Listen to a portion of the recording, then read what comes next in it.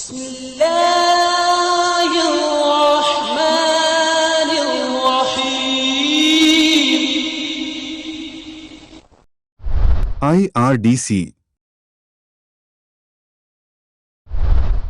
Islamic research and दावा centre trust Mirzapur UP.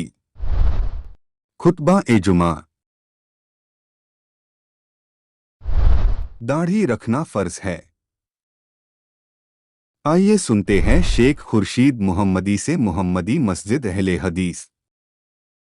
नहमदुहु व नस्तईनुहु व नस्तगफिरुहु व नऊज़ु बिल्लाहि मिन शुरूरि अनफुसिना व मिन सय्यिआति अमालिना मन यहदिहिल्लाहु फला मुदिल्ल लहु व मन युद्लिल फला हादिय लहु व अशहदु अन ला इलाहा इल्लल्लाहु वहदहु ला शरीक लहु व अशहदु अन्न मुहम्मदन अब्दुहु व रसूलुहु अम्मा बाद फ़इन्न खैरल हदीस किताबुल्लाह व खैरल हदी हदी मुहम्मदिन सल्लल्लाहु अलैहि वसल्लम व शर्रल उमूरि मुहदसातुहा व कुल्लु मुहदसतिन बिदअह व कुल्लु बिदअतिन ज़लालह व कुल्लु ज़लालतिन फिन्नार। अऊज़ु बिल्लाहि समीइल अलीम मिनश शैतानिर रजीम। बिस्मिल्लाहिर रहमानिर रहीम। लक़द कान लकुम फ़ी रसूलिल्लाहि उस्वतुन हसनतुन लिमन कान यरजुल्लाह वल यौमल आखिर व ज़करल्लाह कसीरा। सूरह अहज़ाब आयत नंबर 21।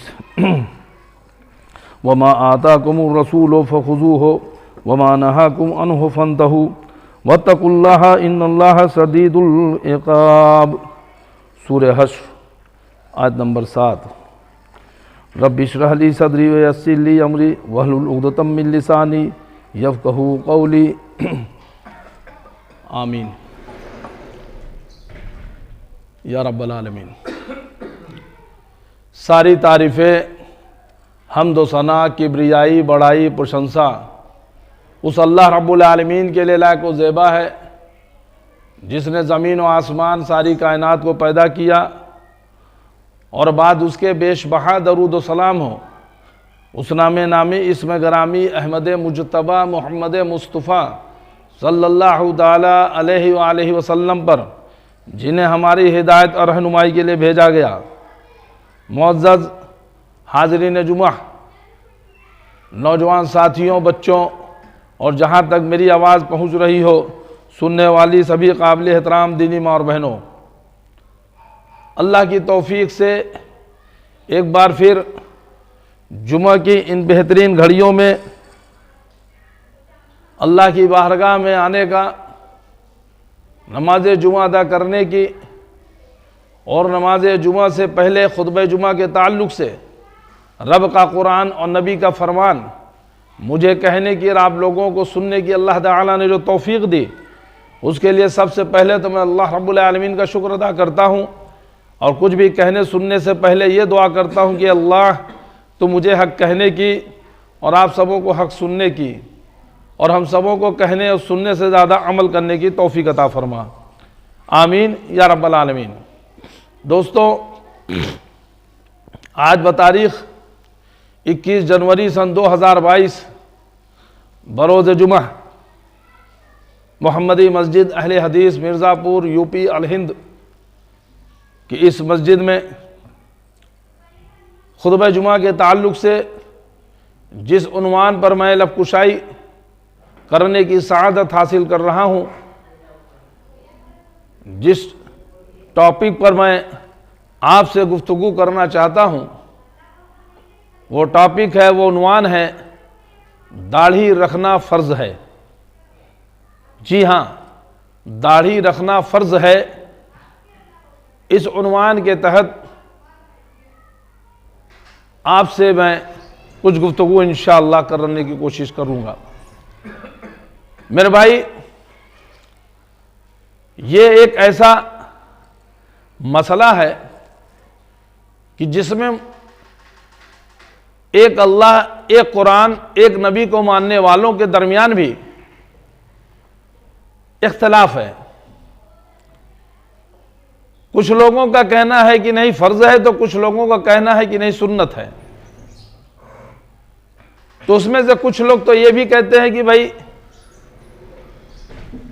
दाढ़ी रखना न फर्ज न सुन्नत, बल्कि दाढ़ी इतनी छोटी ना हो कि लगे कि चंद दिनों का शेव नहीं किया इसलिए बढ़ी है, बल्कि ये लगे कि हाँ दाढ़ी निकली हुई है तो शरीयत की मंशा पूरी हो जाती है, उतना ही दाढ़ी काफ़ी है। इस तरह से अलग अलग किस्म के लोगों के राय, लोगों के अपने अपने इज्तिहादात या अपने अपने विचार और ख्यालात हैं, लेकिन हमारे और आपके लिए जो आइडियल और नमूना जिसे बनाकर भेजा गया, हमने और आपने जो कलमा पढ़ा है, अशहदु अल्ला इलाहा इल्लल्लाह, मैं शहादत देता हूं कि अल्लाह के सिवा कोई माबूद नहीं, वह अशहदु अन्ना मुहम्मद रसूलुल्लाह, और मैं गवाही देता हूं, शहादत देता हूं कि मोहम्मद सल्लल्लाहु अलैहि वसल्लम अल्लाह के रसूल है। तो गोया दो बातों का हम इकरार करते हैं, और अगर कोई भी शख्स जो किसी दूसरे मजहब का हो, अगर वो ईमान लाना चाहता है, इस्लाम कबूल करना चाहता है, तो उसे इसकी शहादत देनी पड़ती है। तो मेरे भाई, दो ये डिपार्टमेंट, जो दो अंग हैं, ये जो दो हिस्से हैं, एक तो ये गवाही देना कि अल्लाह के सिवा कोई माबूद नहीं, तो अब हमारे ऊपर हुक्म जो चलेगा, हम जिसकी इबादत करेंगे, हम जिसके बताए हुए तरीके के मुताबिक जिंदगी गुजार और बसर करेंगे, वो सिर्फ और सिर्फ एक वाहिद ज़ात है, वो अल्लाह रब्बुल आलमीन की ज़ात, जिसका कोई शरीक नहीं, कोई पार्टनर नहीं, उसके जैसा कोई नहीं, न वो किसी की औलाद, न कोई उसकी औलाद, न उसने किसी को जना, न किसी ने उसको जना, न उसके जैसा कोई है, हमेशा से था, है और रहेगा। अर्श मुअल्ला पे है और वहीं से सबको इस तरह से देख रहा है कि गोया काले रात में काली पहाड़ पे काली चींटी भी चलती है तो उसको भी देखता है, उसकी पांव की आहट तक को सुनता है। वो अलीमुन बिजाती सुदूर है, वो दिलों के, सीनों के, दिलों के भेदों को जानने वाला, वसवसों को जो हमारे दिलों में उठते हैं, जो हम सोचते हैं, जो हमारे ख्यालात में भी हो, जो गुमान में भी होते हैं, सब जानता है। और उसका हुक्म हमारे ऊपर चलेगा। और दूसरा जुज़ कि मोहम्मद रसूलुल्लाह सल्लल्लाहु अलैहि वसल्लम, कि अल्लाह के नबी मोहम्मद सल्लल्लाहु अलैहि वसल्लम अल्लाह के भेजे हुए रसूल हैं। तो रसूल यानी मैसेंजर है, संदेशता है, अल्लाह के अहकामात को हम तक, आप तक पहुंचाने वाले हैं, और उन अहकामात को अल्लाह ताला ने क़यामत तक के लिए महफूज भी कर रखा है, उसकी जिम्मेदारी भी अल्लाह ताला ने अपने ऊपर ले रखी है। इसलिए लिहाजा रसूल वो जब भी हमें कुछ देंगे, वो जब भी हमें कुछ कहेंगे, वो जब भी हमें कुछ बताएंगे दीन के ताल्लुक से कि ऐसा करो, ऐसा न करो, ये करो, वो न करो, तो उस हुक्म को मानना भी हमारे आपके लिए फर्ज है, जरूरी है, वाजिब है। पिछले खुतबे जुमा में इस ताल्लुक से बात हो चुकी है कि सुन्नत रसूल और कुरान दोनों एक ही चीज हैं। अभी अभी मैंने आपके सामने खुतबे मसनूना के बाद जिस आयत की तिलावत की अल्लाह की तौफीक से, वो सूरह हज़ाब की आयत नंबर 21, जिसमें अल्लाह ताला इरशाद फरमा रहा है कि लक़द कान लकुम फी रसूलिल्लाहि उस्वतुन हसना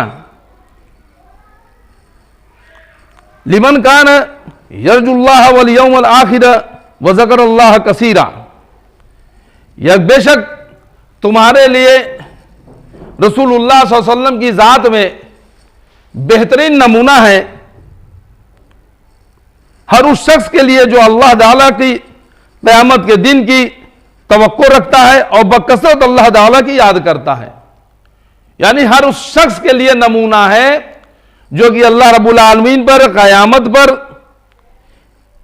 ईमान रखता है, यकीन रखता है, और कसरत से जो अल्लाह ताला को याद करता है। याद रखिएगा, अल्लाह के नबी सल्लल्लाहु अलैहि वसल्लम नमूना है, आइडियल हैं, आदर्श हैं। किसके लिए? सबके लिए, मुस्लिम हो गैर मुस्लिम हो, सबके लिए। हाँ है, कब? जबकि वो अल्लाह पर ईमान रखता हो, अल्लाह को मानने वाला होगा, क़यामत पर ईमान हो कि एक दिन क़यामत आएगी, अल्लाह हश्र का दिन बर्पा होगा, अल्लाह के सामने हमारी पेशी होगी। पूरे जिंदगी के जो जिंदगी गुजारी है उसमें हमने कैसे जिंदगी गुजर किया, बसर किया, कैसे हमने जिंदगी को बिताया, वो सारे हमारी पूरी जिंदगी का पूरी जो है कि पूरे उम्र की जो है वो हमारा जो है नाम अमाल अल्लाह रब्बुल आलमीन की बारगाह में पेश होंगे। वहां हमसे सवाल और जवाब होगा, जवाबदेही हमारी बनती है। इस पर जिसका यकीन हो और जो कसरत से अल्लाह को याद करने वाला हो, ये तीन चीजें जिनके अंदर हो, वही अल्लाह के नबी सल्लल्लाहु अलैहि वसल्लम को अपना आइडियल मान सकता है। और जबान से सिर्फ ये हो कि हम नबी को मानते हैं, नबी से बड़ी मोहब्बत है, नबी का दामन नहीं छोड़ेंगे, अब अपने माँ बाप को अपने नबी के ऊपर हम कुर्बान कर सकते हैं, अपने जानों मालों को कुर्बान कर सकते हैं, इस तरह से सिर्फ खाली खोले दावे हो, लेकिन अल्लाह को कसरत से याद करने वाला ना हो, अल्लाह से डरने वाला ना हो, अल्लाह को एक मानने वाला ना हो, शिर्क करने वाला होगा, क़यामत के दिन का जैसा यकीन होना चाहिए वैसा यकीन ना हो, तो वो शख्स कैसे नमूना समझेगा, वो कैसे आइडियल बनाएगा। हाँ, देखिए ना क्या कितने मुसलमान हैं, क्या आपको नजर नहीं आते कि उनकी शक्ल और शबाहत देख करके पता चलता है कि अब्दुल्ला है, अब्दुल रहमान है, कि ईश्वर चंद है, कि राम प्रसाद है। अगर उनके नाम न पुकारे जाएं तो उनके क्या पहनावे से, ओढ़ावे से, वेशभूषा से, रखरखाव से, उनको देखने सुनने से क्या पता चल सकता है कि मुसलमान हैं, ईमान वाले हैं? नहीं पता चलता। एक दो नहीं, कितने ही ऐसे लोग मिलेंगे, मर्दों में भी औरतों में भी, जो बगैर पर्दे के घूम रही हो, कम कपड़े पहन के निकले हो, टॉप जीन्स और पे पहन के निकल रहे हो, क्या पता चल रहा है कि इसमें कौन आयशा है, कौन फातिमा है। उसी तरह से मर्दों का हाल है। तो मेरे भाई, अल्लाह के नबी को आइडियल नमूना जो कौन बनाएगा, वो जो अल्लाह को एक मानता हो, अल्लाह से डरता हो, कसरत से याद करता हो, और आखिरत की उसका खौफ हो, किसे ये याद हो कि आखिरत आनी है, क़यामत होना है, एक दिन अल्लाह के आगे पेश होना है, तो वो शख्स अपनी जिंदगी को अल्लाह की याद में गुजारेगा, अल्लाह से डरते हुए गुजारेगा, तकवा के साथ गुजारेगा, और तौहीद पर जमा रहेगा, और मोहम्मद रसूलुल्लाह सल्लल्लाहु अलैहि वसल्लम को अपना नमूना समझेगा, अपना आइडियल समझेगा।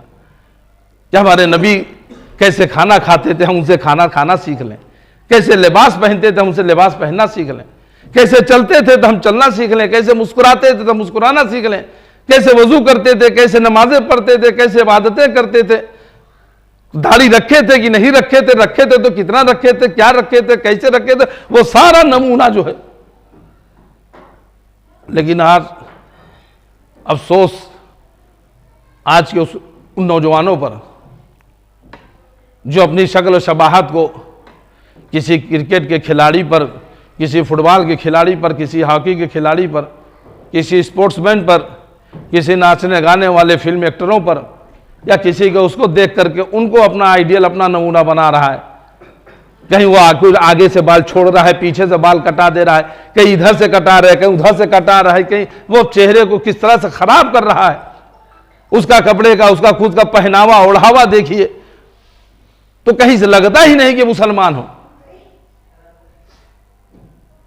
तो क्या तो इन्होंने अपना आइडियल, अपना नमूना किसको बनाया है? जिसके जैसे वो शबाहत बना रहे हैं। उसके लिए अल्लाह के नबी सल्लल्लाहु अलैहि वसल्लम ने क्या फरमाया कि जो जिसकी जैसी शबाहत अख्तियार करेगा उसका हश्र भी उसी के साथ होगा। जो जिससे मोहब्बत करेगा, जिसके जैसा रहन सहन उसका होगा, जिसकी जैसी शबाहत होगी, जैसी वेशभूषा बनाएगा, तो चूंकि उसका आइडियल, उसका नमूना वो होगा। कोई अगर फिल्मी एक्टरों के जैसा बनना चाहता है तो बन भैया, जो फिल्मी एक्टर का जो हशर होगा, जो उसका आखिरत में जो हाल होगा वही तेरा होगा। जो किसी फिल्मी कलाकार को, किसी गैर मुस्लिमों को, किसी इनकार करने वालों को, उनको अगर अपना आइडियल नमूना बनाता है, उनके पीछे नक्काली कर रहा है, उनकी नक्काली कर रहा है, उनके पीछे चल रहा है, तो जो उनका हशर होगा तेरा हशर होगा। तो एक चीज याद रखने का कि अल्लाह के नबी मोहम्मद रसूलुल्लाह सल्लल्लाहु अलैहि वसल्लम हमारे और आपके लिए, हर मोमिन के लिए, हर मुसलमान के लिए, जिसका ये ईमान हो कि अल्लाह एक है, अल्लाह से डरने वाला हो, क़यामत पर जिसका यकीन हो, अल्लाह को कसरत से याद करता हो, 5 टाइम की नमाज पढ़ता हो, अल्लाह की इबादत करता हो, नबी सल्लल्लाहु अलैहि वसल्लम की सुन्नत के मुआफिक ज़िंदगी गुजारता हो, वो अपने नबी सल्लल्लाहु अलैहि वसल्लम पर ईमान रखने वाला होगा, वो अल्लाह के नबी को अपना आइडियल, अपना नमूना बनाएगा। दूसरी मैंने एक आयत पढ़ी सूरह हश्र की आयत नंबर 7, जिसमें अल्लाह ताला इरशाद फरमा रहे हैं, वमा अताकुमुर रसूल फखुज़ूहु वमा नहाकुम अन्हु फंतहू वत्तकुल्लाह इन्नल्लाह शदीदुल इक़ाब। और तुम्हें रसूल जो दें, तुम्हें रसूल जो भी दें, जो कुछ दें, जो हुक्म दें, उसे ले लो और जिस चीज से रोके रुक जाओ और अल्लाह ताला से डरते रहा करो, यकीनन अल्लाह ताला सख्त अजाब देने वाला है। ये दूसरी आयत, अल्लाह ताला का अब हुक्म हो रहा है, अल्लाह ताला कह रहा है कि रसूल तुम्हें जो दें, क्या देंगे? लड्डू, पेड़ा, हलवा, जो हुक्म दें, जो कहें, जो ऑर्डर करें, उसे ले लो, उसे मानो। जिस चीज से मना करें उसे रुक जाओ। यह कौन कह रहा है? यह अल्लाह रब्बुल आलमीन कह रहा है। अच्छा, क्यों मानो? और वजाहत हो जाती है कुरान मजीद में। आप देखें सूरह नजम आयत नंबर 3 और 4 में, कई दफे आपको बता चुका हूं, फिर एक दफे याद दहानी कि वमा यंतिकु अनिल हवा इन हुवा इल्ला वह्युन यूहा। अल्लाह ताला फरमा रहा है कि हमारा नबी अपनी मर्जी से, अपनी ख्वाहिश से कुछ नहीं कहते हैं। ये अपनी तरफ से कुछ कहते नहीं दीन के ताल्लुक से, ये जो भी कहते हैं वो अल्लाह की वही होती है। हमारा नबी अपनी ख्वाहिश से, अपनी इच्छा से कुछ नहीं कहता, वो जो भी कहता है अल्लाह की वही होती है। तो जब अल्लाह की वही को अल्लाह रब्बुल आलमीन अपने नबी सल्लल्लाहु अलैहि वसल्लम के जरिए बता रहा है, तो मानना हमारे आपके लिए फर्ज है, मानना हमारे आपके लिए जरूरी है, मानना हमारे आपके लिए वाजिब है। अब अगर इसके बाद भी जो लोगों के अंदर ये जो शुबहात होते हैं कि भाई दाढ़ी रखना सुन्नत है, फर्ज नहीं है, ऐसा भी लोग कहने वाले हैं, तो उनको ये जान लेना चाहिए कि अगर हमने कहा कि किसी के लिए कि अगर ये चीज फर्ज है या सुन्नत है, तो उसके लिए हमारे आपके पास दलील होनी चाहिए। तो जो सुन्नत कहने वाले हैं वो एक चीज जान लें कि अल्लाह रब्बुल आलमीन ने जो हुक्म दे दिया कि हमारा रसूल जो तुम्हें जो दे उसे ले लो, जिस चीज से मना करें उसे रुक जाओ। हमारे नबी बेशक रसूलुल्लाह सल्लल्लाहु अलैहि वसल्लम की जात में तुम्हारे लिए बेहतरीन नमूना है। और जब इतना हमको पता चल गया और अल्लाह रब्बुल आलमीन ने हमें बता दिया, अब उसके बाद जब प्यारे नबी मोहम्मद रसूलुल्लाह सल्लल्लाहु अलैहि वसल्लम अगर किसी चीज के बारे में हुक्म दें, वो फर्ज हो जाती है। तो आइए देखते हैं कि दाढ़ी के ताल्लुक से अल्लाह के नबी सल्लल्लाहु अलैहि वसल्लम ने हमें आपको क्या कहा। नबी सल्लल्लाहु अलैहि वसल्लम के जो भी अम्र हैं, जो भी अहकाम है दाढ़ी के ताल्लुक से, एक मुख्तसरन अगर आप समझते चलें इख्तिसार के साथ, तो 5 है। 5 हुक्म अल्लाह के नबी मोहम्मद रसूलुल्लाह सल्लल्लाहु अलैहि वसल्लम के कौली तौर पर अहादीस के अंदर आया है। पहला है आफुल हय, दाढ़ियां बढ़ाओ, दाढ़ियों को अपनी हालत पर छोड़ दो। सही बुखारी किताबुल लिबास हदीस नंबर 160। तो मेरे भाई प्यारे नबी मोहम्मद रसूलुल्लाह सल्लल्लाहु अलैहि वसल्लम जब हुक्म दे रहे हैं कि दाढ़ी बढ़ाओ, दाढ़ियों को अपनी हालत पर छोड़ दो। अब्दुल्लाह बिन उमर रजी अल्लाह अन्हु से मरवी है, वो नबी करीम सल्लल्लाहु अलैहि वसल्लम से रिवायत करते हैं कि आपने मूछे काटने और दाढ़ी बढ़ाने का हुक्म दिया।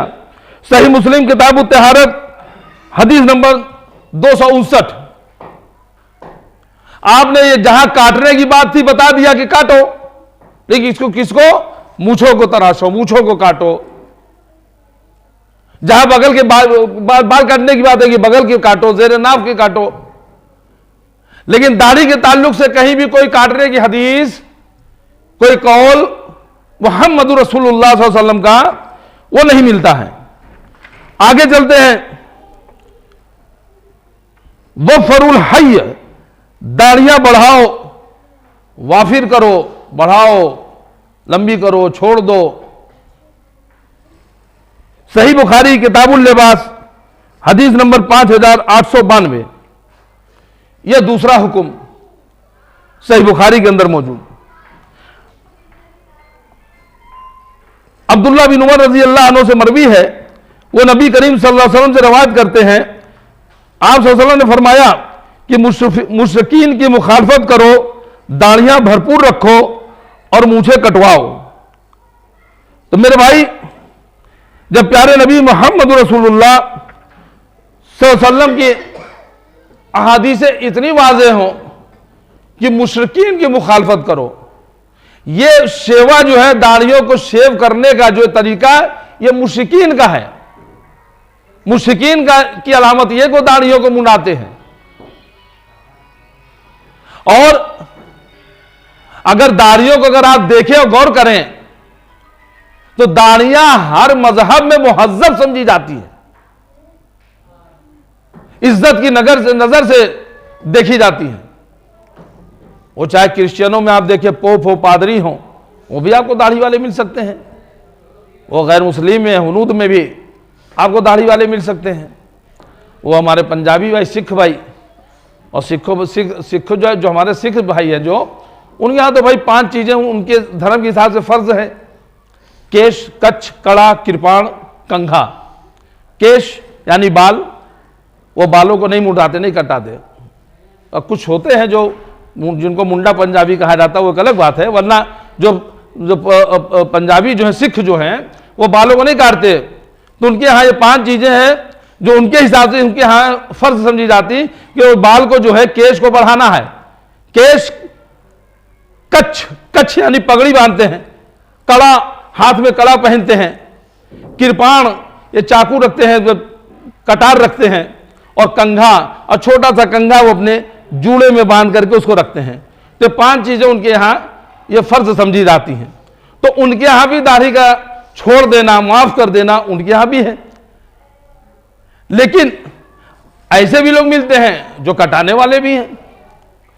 तो जो शिर्क करने वाले हैं, जो मुश्रिकीन हैं, उनकी निशानियां तो अल्लाह के नबी सल्लल्लाहु अलैहि वसल्लम ने कहा कि उनकी मुखालफत करो, दाढ़ियों को बढ़ाओ और मूछों को कटाओ।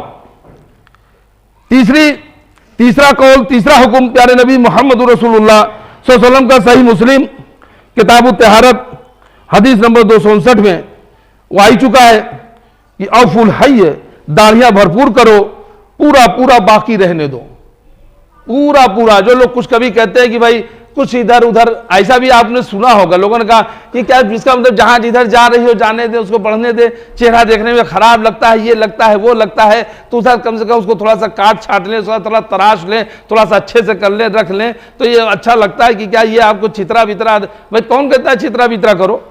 दाढ़ियां रखे हैं, दाढ़ियों को आप उसकी खिदमत करिए, आपका कंघी करिए, तेल लगाइए, साफ सुथरा रखिए, कौन कर रहा है? लेकिन आपको यह कहना कि आपको इधर उधर, अरे मेरे अल्लाह के बंदे, जब दाढ़ी रख ही लिए हो, अब उसमें इधर उधर और काट और छांट, अभी भी जो है मतलब कि दिल में ऐसा लग रहा है कि हाँ इसको काटे छाटे बगैर हमको खूबसूरत नहीं लगेंगे।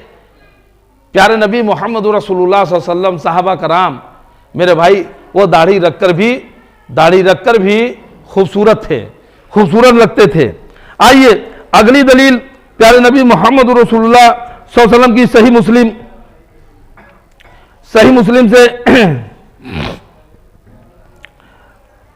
और खुल हय कि दाढ़ियां लटकाओ, किताब तहारत हदीस नंबर 260। दूसरी है कि दाढ़ियां लंबी करो, दाढ़ियों को लंबी करो। तो ये इस तरह से प्यारे नबी मोहम्मद रसूलुल्लाह सल्लल्लाहु अलैहि वसल्लम ने जो है हमको 5 हुक्म जो इस तरह के दिए हैं, जो कि अहादीस में, सही बुखारी में, सही मुस्लिम में वगैरह में आए हैं। ये 5 हुक्म, कभी दाढ़ियों को छोड़ दो, दाढ़ियों को माफ कर दो, दाढ़ियों को बढ़ाओ, दाढ़ियों को भरपूर रखो, दाढ़ियों को लटकाओ, वगैरह वगैरह। तो पता ये चला कि कहीं से भी दाढ़ी को काटने का, छाटने का, शेव करने का अच्छा, अब एक सवाल और भी उठता है कि दाढ़ी है कहां तक के यानी चेहरे के कहां तक के हिस्से को दाढ़ी में रखा जाएगा, माना जाएगा। तो दाढ़ी के ताल्लुक से जो उलमा कराम का है कि आंखों के जो दोनों किनारे हैं, आंखों के जो दोनों किनारों की सीध से लेकर के यहां से लेके रुखसार से होते हुए दोनों रुखसार से आते हुए ठोड़ियों तक, ये हिस्सा जो होता है ये इतना दाढ़ पे जो है वो दाढ़ी कहलाएगा। और जहां तक मुझे याद पड़ रहा है, गालिबन शेख रसूल हसन नदवी साहब से या आपके डॉक्टर फजलुर रहमान साहब से भी जब मैंने इस टॉपिक पर बात किया तो शेख ने कहा कि ये खुर्शीद जो दाढ़ पर जो बाल आए वो दाढ़ी कहलाते हैं। और भी उलमा कराम को जब मैंने इसमें देखा, जब पढ़ा मैंने तो देखा तो उन्होंने और वजाहत की कि आंखों के जो है ये दोनों किनारों से आप ले लें तो यहां से लेकर के ये पूरे जो हिस्से आएंगे ये दाढ़ी में आएंगे। अच्छा, और दाढ़ी प्यारे नबी मोहम्मद रसूलुल्लाह सल्लल्लाहु अलैहि वसल्लम को अल्लाह ताला ने कैसे हुक्म दिया? हाँ, थोड़ा सा चौंक रहे होंगे कि दाढ़ी रखने का हुक्म अल्लाह ताला ने दिया कुरान में, वो कैसे दिया है? आइए इसको भी जरा देखते चलें। कुरान मजीद सूरह तोहा आयत नंबर 94, इसमें हारून अलैहिस्सलाम के ताल्लुक से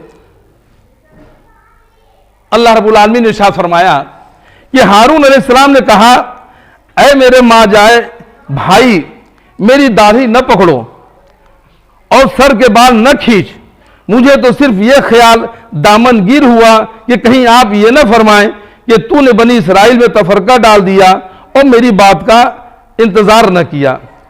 तो पता यह चलता है कि इस ताल्लुक से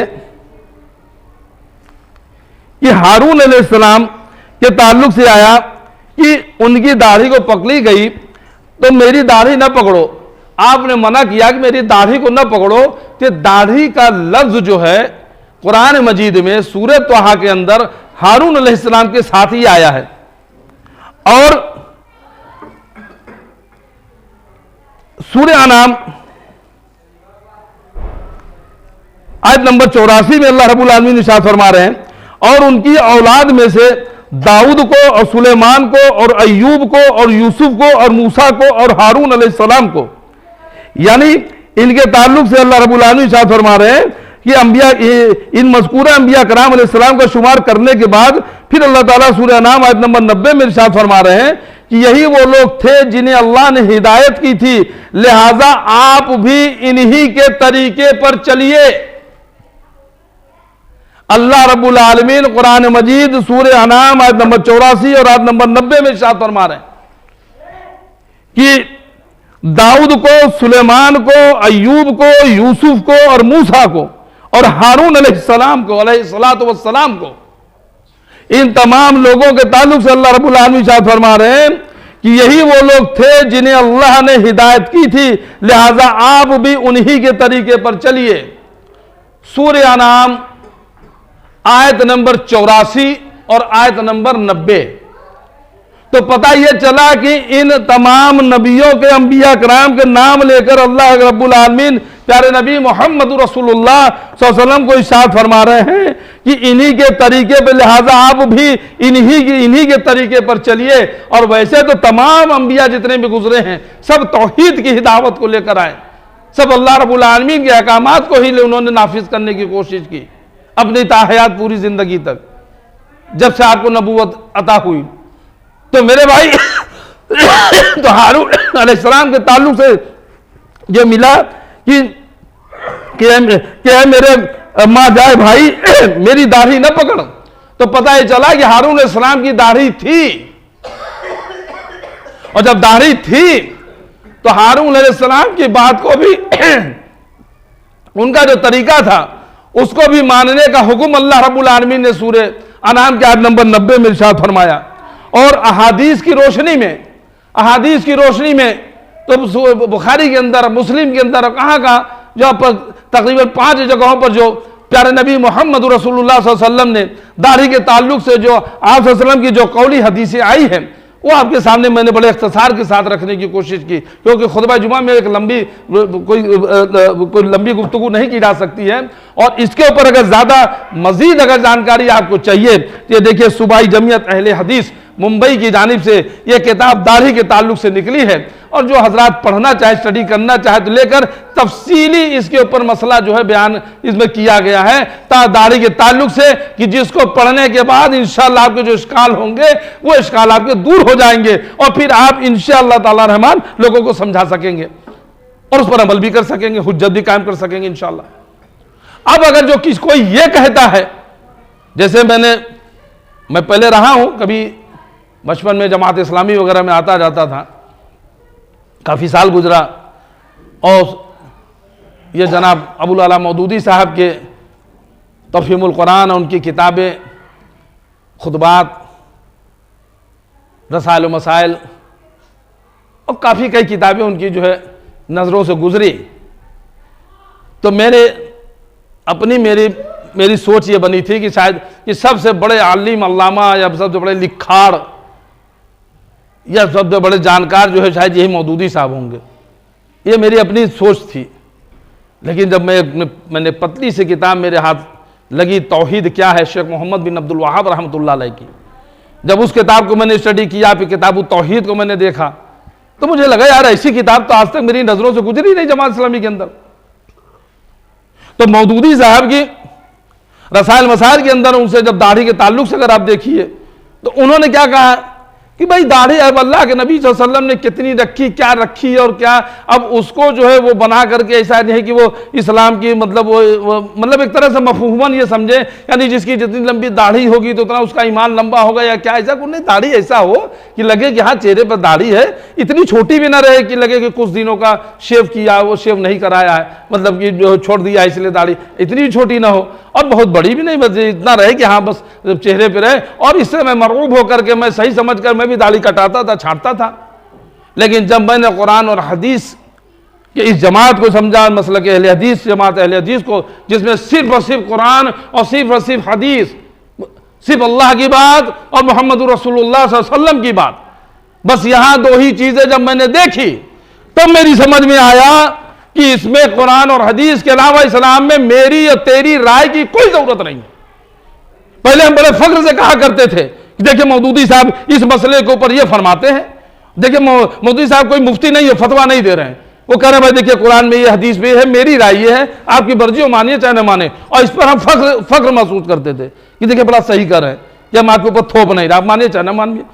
लेकिन जब मैंने कुरान हदीस को जब समझने, अभी भी मैं मदरसा स्टूडेंट हूँ, अब ये नहीं कहना बहुत बड़ा अल्लामा हो गया हूँ, तालिब इल्म हूँ, मैं जो भी सीख रहा हूँ, पढ़ रहा हूँ, तो मैंने ये देखा कि शरीयत इस्लाम के अंदर मेरी और तेरी की, इनकी और उनकी की, बड़ों की, छोटों की, हमारे और उनके की, किसी की नहीं चलेगी। चलेगी तो सिर्फ अर्श वाले की चलेगी और या फिर मदीने वाले मुस्तफ़ा सल्लल्लाहु अलैहि वसल्लम की चलेगी। बस दो हाथ और दो ही बात, हुक्म इलाही व हुक्म रसूल, दिन खुदा के दो ही उसूल, हुक्म इलाही व हुक्म रसूल, दो ही चीजें वाजिबुल कबूल, अतीउल्लाह व अतीउर रसूल। तो इस तरह से जो चीजें, और आज आप देख लीजिए जमात इस्लामी के अंदर, मैं भी जब था और आज भी देखता हूं लोगों को, आपको शायद ही कोई, इल्ला माशाअल्लाह शायद कोई मिल जाए जो लंबी दाढ़ी वाला, वरना आपको मेरी जानकारी की हद तक जो मैंने लोगा कितना, आपको लंबी दाढ़ी वाला जल्दी कभी जो जमात इस्लामी का रुकन होगा वो शायद ही कोई मिले, शायद ही कोई मिले। तो मेरे भाई कुरान और हदीस को मुकद्दम रखिए अपने ऊपर, किसी के नजरियात, किसी के अफकार, किसी के ख्यालात, किसी की बातों को। और बड़े अफसोस की बात यह होती है, मैंने अहले हदीस में देखा है कि दाढ़ी रखी माशाअल्लाह, लेकिन जब उन्होंने जमात इस्लामी के यहां जब आना जाना शुरू कर दिया तो उनके जो है कि उनकी मीटिंग अटेंड करनी शुरू की, इज्तिमात को अटेंड करना शुरू किया, फिर देखना तो बाद में दाढ़ी वाली कटवा दिया और कह रहे कि भाई कोई कहता है फर्ज है, कोई कहता है सुन्नत है, ये है वो है करके, और फिर उनको जो है अब उस पर वो ज्यादा समझने की जैसे कोशिश ही नहीं कर रहे। तो मेरे भाई दाढ़ी रखना फर्ज है। अल्लाह रब्बुल आलमीन ने कुरान मजीद में सूरह तहा के अंदर जिस तरह से हारून अलैहिस्सलाम का नाम लेकर के वहां पर दाढ़ी का जो लफ्ज आया, और फिर सूरह अनाम की आयत नंबर 84, आयत नंबर 90 में अल्लाह रब्बुल आलमीन ने प्यारे नबी मोहम्मद रसूलुल्लाह सल्लम को जो कुछ अंबिया कराम के जो नाम लेकर के दाऊद अलैहिस्सलाम, मूसा अलैहिस्सलाम, हारून अलैहिस्सलाम वगैरह के नाम लेके कहा कि इनके तरीके पर जो है आपने भी चलने का है, तो उनका जो तरीका था तो उसमें दाढ़ी था। तो पता ये चला कि दाढ़ी रखना अल्लाह के हुक्म से भी साबित होता है, और प्यारे नबी मोहम्मद रसूलुल्लाह सल्लल्लाहु अलैहि वसल्लम अगर किसी बात को कह दे, आप जरा सोचिए थोड़ी देर के लिए, अपने दिमाग को जरा लगाइए, जरा सा पीछे जाइए। नबूवत के 40 साल की उम्र में अल्लाह के नबी सल्लल्लाहु अलैहि वसल्लम को नबूवत मिली, और नबूवत से पहले थोड़ा सा जाइए आप, जब आपको नबूवत नहीं मिली 40 साल की उम्र तक, क्या कभी अल्लाह के नबी ने किसी से कहा कि दाढ़ी बढ़ाओ, दाढ़ी लटकाओ, दाढ़ी को छोड़ दो, दाढ़ी को माफ कर दो, मूछें काटो, दाढ़ी बढ़ाओ? कहा किसी को? नहीं कहा। क्यों नहीं कहा? क्योंकि अल्लाह की वही नहीं आती थी। जब अल्लाह की वही आना शुरू हुई तो नबूवत के बाद ही क्यों कहा? यह भी इस बात की दलील है कि वमा यंतिकु अनिल हवा इन हुवा इल्ला वही यूहा, सूरह नजम नंबर 3 और 4 में, कि हमारा नबी अपने मर्जी से कुछ नहीं कहते। अपने मर्जी से कहना होता तो अल्लाह के नबी नबूवत के पहले कह चुके होते, और तब हम आजाद होते कि मानते या ना मानते। लेकिन नबूवत के बाद ही क्यों कहा?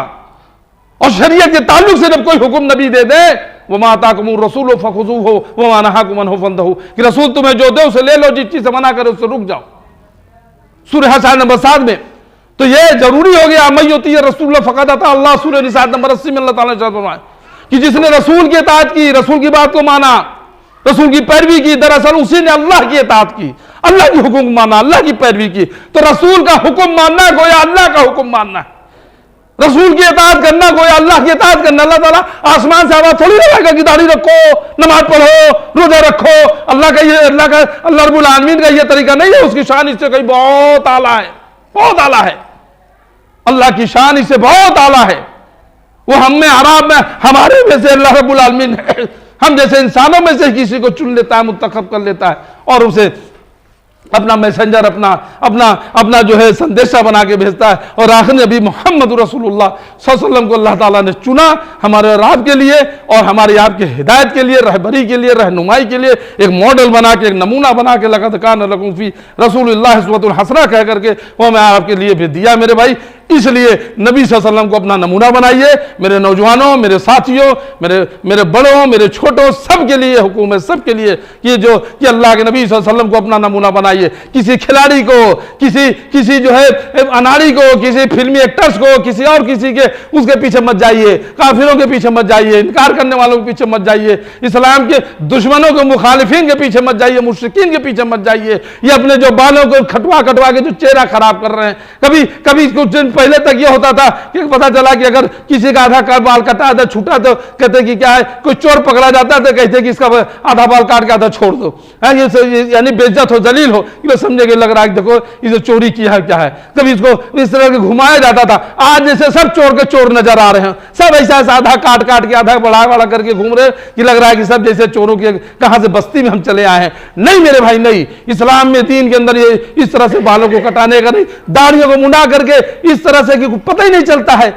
इसमें कौन मुसलमान है, कौन गैर मुस्लिम है, कौन अब्दुल्ला अब्दुल रहमान है, कौन ईश्वर प्रसाद है, कुछ पता ही नहीं चलता है। इसलिए हमारी शनाख्त, हमारी पहचान, हमारी वेशभूषा, हमारा लिबास, हमारा तौर तरीका और हमारा जो है मुशाबिहत जो हो वो मोहम्मद रसूलुल्लाह सल्लल्लाहु अलैहि वसल्लम से को आइडियल बना के हो, उनके जैसे तरीके को अपनाने की कोशिश करे। अल्लाह रब्बुल आलमीन से दुआ है कि अल्लाह ताला मैंने जो कुछ कहा उसमें जो हक है वो तेरी जानिब से है, कहने सुनने में कोई भूल चूक, कोई नगजिश हुई है तो मेरे नफ्स की तरफ से या शैतान की तरफ से रहे, उसके लिए तो मुझको माफ़ फरमा बारे लहा, और हम तमाम लोगों को कहने सुनने से ज़्यादा अमल करने की तौफीक अता फरमा।